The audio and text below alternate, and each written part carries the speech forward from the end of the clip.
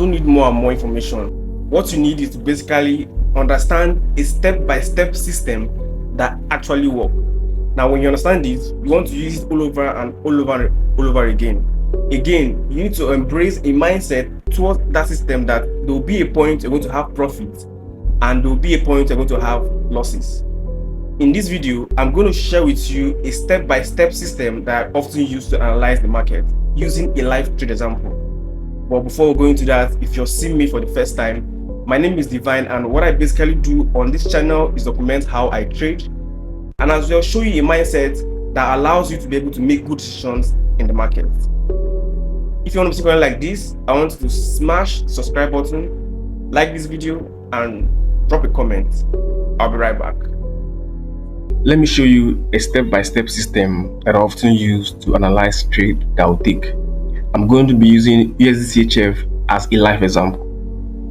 Now, the first thing you want to understand that you want to understand the direction of the market, where is price going to, and where is the key level. And for you to understand that, you want to head to the daily time frame and simply use your support and resistance to identify where price is heading to.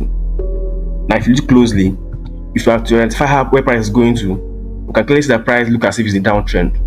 But you want to always use your trend line to understand where price is heading to. And for you to use your trend line, you want to use support and resistance. Now, if you look closely here, you can clearly see that this point is simply a resistance level. This is basically a resistance level. And here is already our support level. This is a valid support level. So you want to basically use your trend line to draw your support and resistance. Now, if you're to interpret this support and resistance, you can clearly see that price is currently at a support level and price is currently going to go to a resistance level. So direction here is simply telling us that, oh, price is in a downtrend, but price is currently heading to a resistance level. And you want to follow price to where price is going to. If price is going to the upside, you follow price to the resistance level.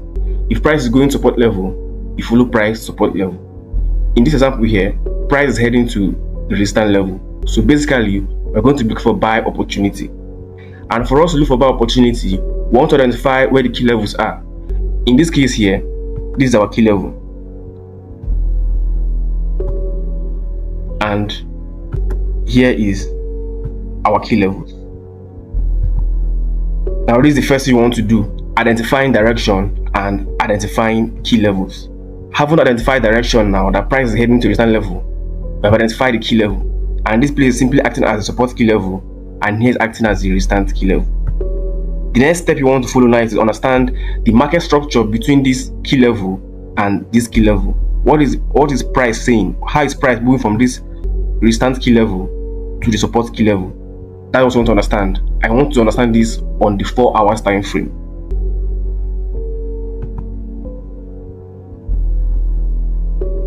On the 4 hours time frame, for you to understand market structure, you want to understand how price has moved from this key level to the current point where price is. And if you can see, price is simply giving us swing high and swing low. This is a swing high, a swing high, a swing low, a swing high, a swing low, a swing high, and this is a low. Now, our interest is simply at the last swing that price gave us, which is simply at this point here, and currently at this point here. Next, we want to do now is to identify supply and demand zones that price has printed from this point.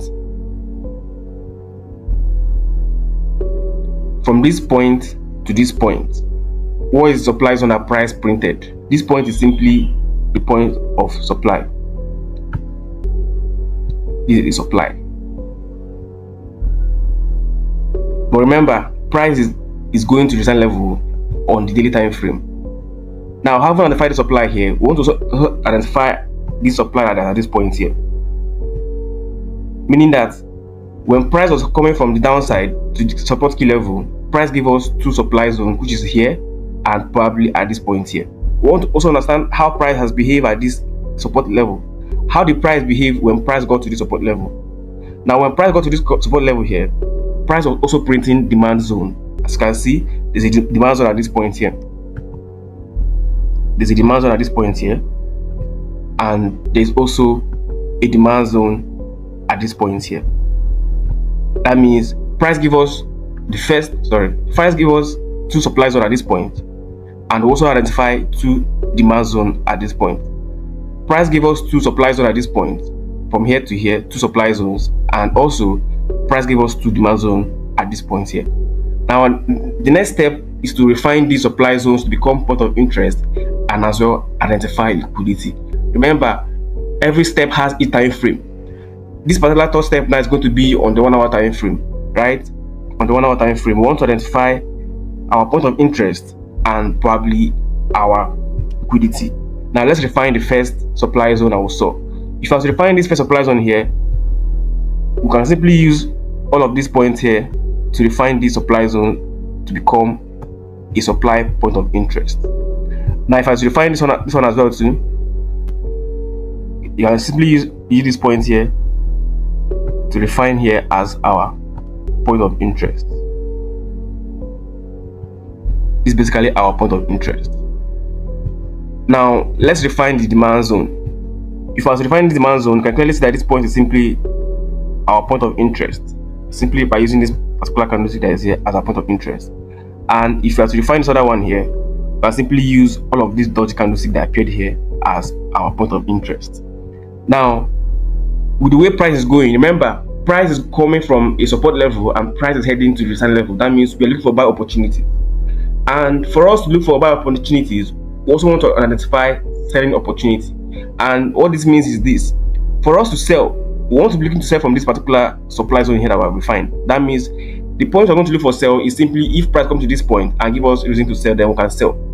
But because we are looking for buy opportunity and price is heading to the resistance key level, we want to identify a buying opportunity, and this place is the current point where price is printing demand zone. Now the next thing we want to do now is to understand where liquidity is, because liquidity will help us to understand if price is going to continue to the upside or price is going to continue to the downside. Now the first part of liquidity is simply, let me zoom in properly, is simply at this point here that price was currently creating equal highs and equal low. This is the first point of liquidity.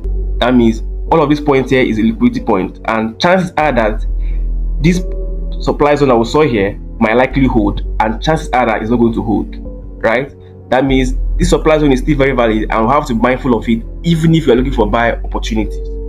Here is simply a supply zone. This is a liquidity that might hold the supply zone for the supply zone towards sell.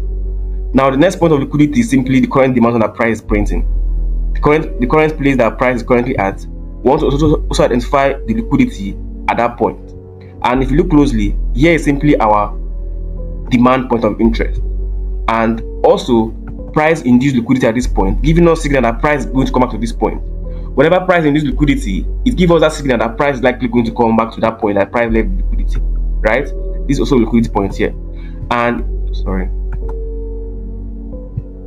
again, price gave us another liquidity at this point here. That means there's liquidity at this point here,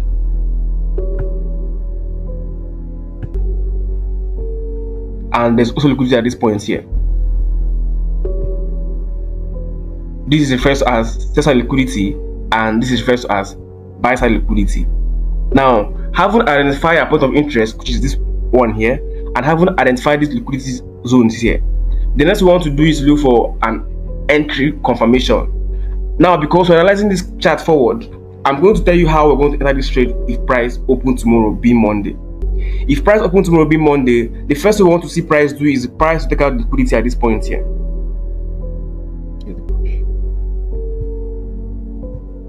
It's for price to take out liquidity at this point here, give us change of character, and then we'll look for a buy. And our exit is going to be at this supply zone. This is going to be our first trade this week. If price come back to this zone, give us change of character, we're going to look for buy opportunity to this point here. That means our entry is going to look like this. If price open tomorrow be Monday and start selling to the downside, we want to look for this point, take profit, and our stop loss around this level here.